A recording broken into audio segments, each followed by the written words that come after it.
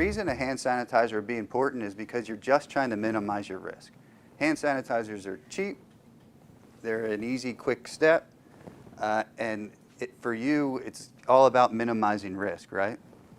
This is what makes ours a little different, is that it's more of an itemized spray, so we would actually teach people to approach it like this instead of like this, because we know that nails, cuticles, most commonly missed areas, right?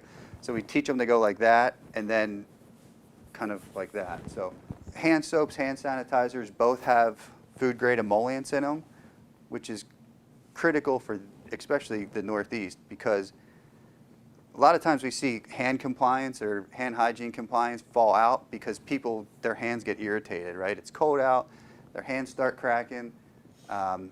With these hand soaps that we're kind of been talking about, that won't happen because of the emollients that are in there. So it'll kind of moisturize your hands as you're going.